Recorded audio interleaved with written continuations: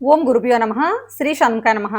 ఆషాఢం ప్రారంభమైంది కదా, దానికి సంబంధించి ఒక అపోహతో ఒక అత్తగారు మన జ్యోతిషాలయాన్ని ఆశ్రయించారు. ఆవిడకి ఏదో సమస్య ఉందంట. అది ఏంటి అనేది విందాము. విని ఆవిడకి మనం పరిష్కారం చూపించగలమేమో చూద్దాం. చెప్పండమ్మా, ఏం జరిగింది? మా అబ్బాయికి పెళ్ళయి 6 నెలలు అయిందమ్మా. ఇప్పుడు ఆషాఢం వచ్చింది కదా! కోడల్ని పుట్టింటికి పంపించాలా? లేదు అంటే మన ఇంట్లో ఉంచుకోవచ్చా అన్నది మాకు మీరు తెలియపరుస్తాను ఇక్కడికొచ్చాం. సరే, పెళ్ళై 6 నెలలు అయిందంటున్నారు.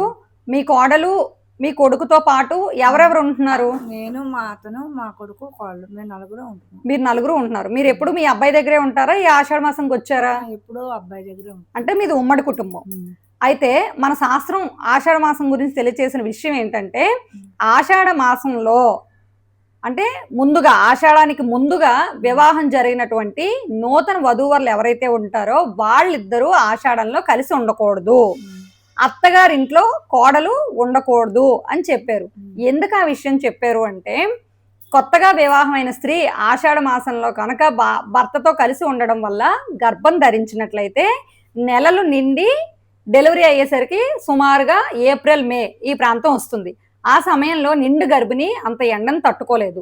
అదేవిధంగా డెలివరీ అయినా కూడా ఆ చిన్న బేబీ ఏదైతే ఉందో తను కూడా ఎండను తట్టుకోలేరు కదా. అందుకోసం ఆషాఢంలో గర్భం ధరించకుండా ఉండడం కోసం భార్య భర్త వేరుగా ఉండాలి అని చెప్పి మన శాస్త్రం తెలియజేసింది.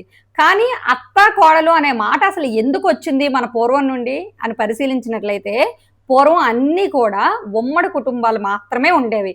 అంటే అత్తగారు, కోడలు, మామయ్య గారు, కొడుకు అందరూ కలిసి ఒకే ఇంట్లో ఒకే చూరు కింద ఉండేవారు. అందుకోసం భార్యాభర్త కలియకూడదు అనే మాట కొంచెం ఎబ్బెట్టుగా ఉంటుంది కనుక అత్తగారు కోడలు కలిసి ఉండకూడదు అని చాలా సున్నితంగా మన పెద్దలు ఆ విషయాన్ని తెలియజేశారు. కానీ ఇప్పుడు ఏంటంటే అదే మాటను పట్టుకొని దాన్ని వేరే విధంగా అన్వయించుకుంటూ అత్తగారితో ఉండకూడదు, భార్యాభర్త కలిసి ఉండొచ్చు అని చెప్పేసి చాలా మంది ప్రవర్తిస్తున్నారు. కానీ మన శాస్త్రం తెలియజేసిన విషయం అది కాదు.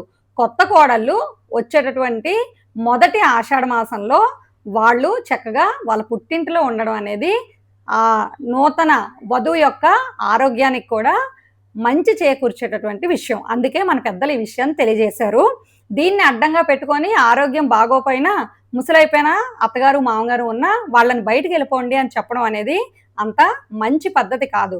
అమ్మ, మీరు కూడా ఏంటంటే ఈ విషయాన్ని చక్కగా మీ కోడలికి తెలియజేసి ఆమెని చక్కటి మర్యాదలతో ఆషాఢానికి వాళ్ళ పుట్టింటికి పంపించండి. కోడల్ని కూడా చక్కగా కూతురులాగా చూసుకొని అమ్మ ఏమైనా చిన్న చిన్న పొరపాట్లు కొత్తగా పెళ్ళై చేసినా